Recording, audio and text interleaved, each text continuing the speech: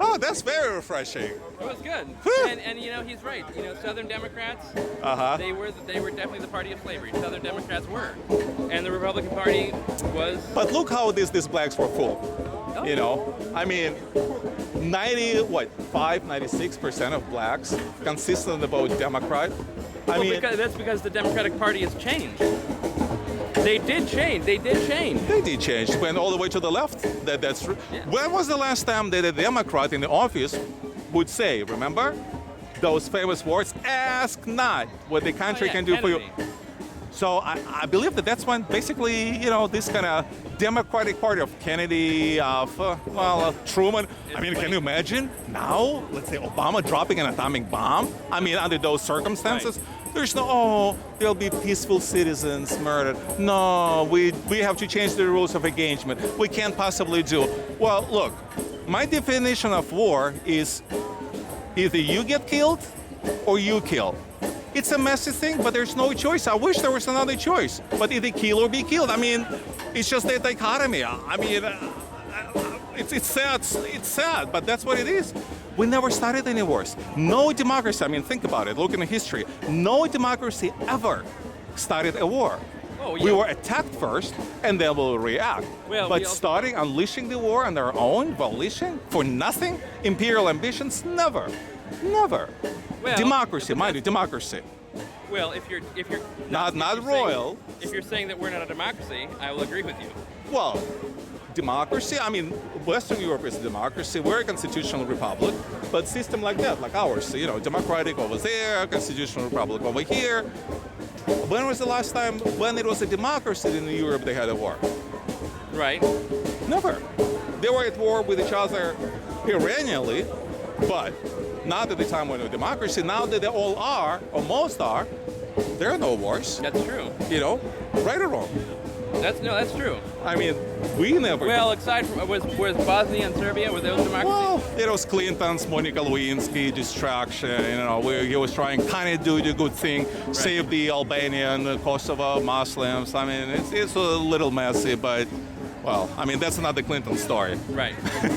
It's kind of different issue. Right. And it's like a real war again. We went there to protect others. We really didn't have any interest. And that's why American Trump message is so great. Make America great again. Law and order. Balance the budget. How come is that I'm a small businessman? I know how to balance my books, and I better know, otherwise I would not be in business anymore. But under Obama, we incurred as much debt as all the presidents before him combined, 200 plus years, right? I don't know. So you're younger than me. You're a younger generation. Yeah. You probably would have been, the age of my son. You'll be paying debt. I'll be gone. Right. I'm having a good life. Woohoo! But $20 trillion is not going to go away. Who do you think is going to solve it? Hillary? What? Do you think who's going to solve this problem? Hillary? No. No. But do you think that Trump has a chance simply by the thing that he's a businessman? He knows how to kind of, profit and loss? I don't think he's a businessman, though. I think he sells his name. I think he makes his money off his name. He's been in court so much. So what? So what? For cheating people and. Well, that again, the guy said, don't believe this liberal mass media. That's what it's all about. That's what I'm going to talk about. That somebody sued him. You can get sued the right and left. Oh,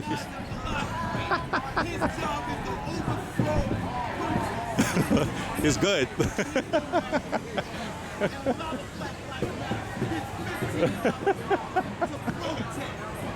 You just don't have to shout. Don't be, that excited. I understand. I hope he keeps us. Well. Anyway, so what do you stand for? Just to wrap it up. What do I stand for? Yeah. I think... Because we're going back and forth. I still didn't get to the gist of, what actually you stand for. Oh, that's all right. I'm having fun. What was that? I said it's all right. I'm having fun. Yeah, we all do. But, I think really what I stand for is people, not looking at each other and seeing something to be suspicious of. Not walking past each other on the street and being afraid of each other because they think they're going to rip each other off. Because they do what? They think they're going to rip each other off. Rip-off meaning business-wise, or literally robbing you? Yeah, like any way, either way. I'm against people being. But who do you think is for it? I mean, of course, everybody's for it, but there's like human nature kind of thing. Well, I think humans are inherently good. So. You really think so? Former YCL member. Former. I was the director. You were the director. For Hammer and sickle kind of thing. Yeah, well, no, I was the CPUSA. Oh, right on. Communist Party of the Soviet the United. Well, we're the US CPUSA. CP Communist Party, right? United States, yeah. Right on, dude. So communism is good, right? Yes. All right. I'll say that without my press pass on, or are you taking a picture of my press pass? Are you inside? Yes. Are you in the queue? All right, John. Why are you gonna get that? I'll give you the card. You can look it up. So I'm fighting people like you. Tooth and nail. You're fighting people like me. Yes, I do. Why? Well, look at this. You'll see why. Oh, you're a communist? Well, Former communist? I never was a communist. I used to live behind the Iron Curtain, and that's why I saw evil, and you only heard evil. I will agree that. Did I give you my card? Stalin- Let me give Yeah, you my card. we never agree that Stalin, no communist. Oh, member- we the communists, never we the agree that- communists never agree. We never agree that we never supported the we never supported the Stalinists. we're more like Vlad. Like Vlad, you mean me? I'm Vlad. My No. name is Vlad. We're more Lenin people. I'm a Leninist. Yeah, well, right. oh, the Red Terror. Do you remember the Red Terror? Yeah, well- He's the biggest killer the world has ever known. But, you know. But. So speaking of people being innately good, Yeah. I do honestly believe that. you people do are honestly innately believe. Here's an example why I completely disagree with that. good. Okay. I remember back in USSR. I mean, obviously, my English was very, very rusty, to put it mildly. It was virtually Right. non-existent. But there's one book that I came across. And the only reason I came across this book is because I happened at the great risk to my freedom. I used to hang around with a lot of foreigners, specifically Americans. I always wanted to emigrate and come to America. Obviously the best way to learn about what the life's like over there, since there was an Iron Curtain, is to meet people who would come to me. Right. And when they were coming to USSR, they would bring some literature here and there. And here's the name that I never heard of before, obviously, Elie Wiesel. Oh yeah. You know this name, okay? Yeah. Small book called The Night. Yeah.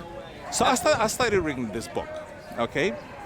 And when I talk to a lot of people, this is probably one of the episodes which, for whatever reason, a lot of people remember. When they were in this cattle train, being transported to They death died in the train. Yeah, they were in this freight car, no food, no water, nothing. Okay, a family, father and the son. Somebody throws a loaf, not even a loaf, but a small piece of bread. And the family, they were from Hungary. They were civilized people before, Fought each other for it. not only did they fight for it, they killed each other. Yeah. The point is,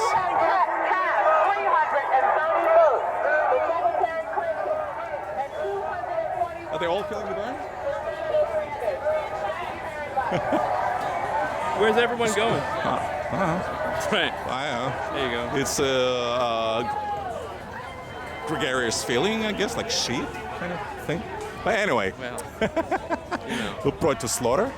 But Hey, that's it. So my point is, I mean, how can you explain that? I'm sure that under all other circumstances, I guarantee you that if you and I, we have this nice civil conversation, if you and I are put in a position where we're on a cattle train, being taken to God knows where, because they didn't know they were being taken. I know it, firsthand, because I interviewed. In fact, part of my family survived Auschwitz, so I know firsthand, the whole story.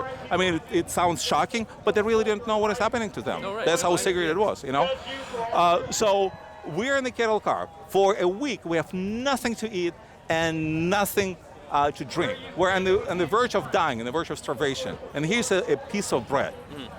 Do you think you're going to kill me or I'm going to kill you? What do you think is going to happen between two of us? Or do you think we're going to sit over there and say, well, this is half for me and half for you, but of course there's 150 other people who want the same piece of bread. I honestly, I don't know. I would have to be in that situation. You wouldn't want to be, but No, I and I guarantee you.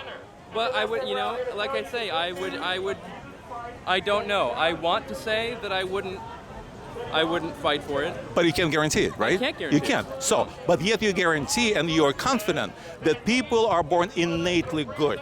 Yes, I do believe that. So you believe in that, and yet at the same time, you don't know what's going to happen. Well, but I think people Is there a contradiction? I think people are good, but they have a great capacity for evil. I think. Well, some, yeah, of course, but, and they okay, have. evil's too. I think people are inherently good, but we're not perfect, so we're infallible. Or we're fallible. But it goes beyond that. I mean, you're talking about the genetic. You're talking about us being genetically programmed to be good. Then how do evil people come around in the first place? No, you're right. You're right. I think that.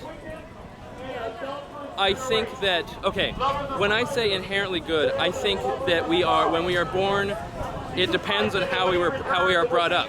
How can you explain the circumstances when there was this mass murderer, the lower guy, I forgot, who he is, from really decent family, very good-looking guy who murdered, a whole bunch of, women. What's like his name? Bundy? Bundy. That was right, Ted Bundy. Fucking psychopath. Well, but then, how explain that? Well, that's something in the head. Well, so is he innately good or innately bad, or do you have to qualify it? It's innately good unless you're a psychopath. So, I mean, then there's a caveat, right? Well, yeah, I mean, okay. Just common sense, right? True. I think, yes. What I made was a blanket statement.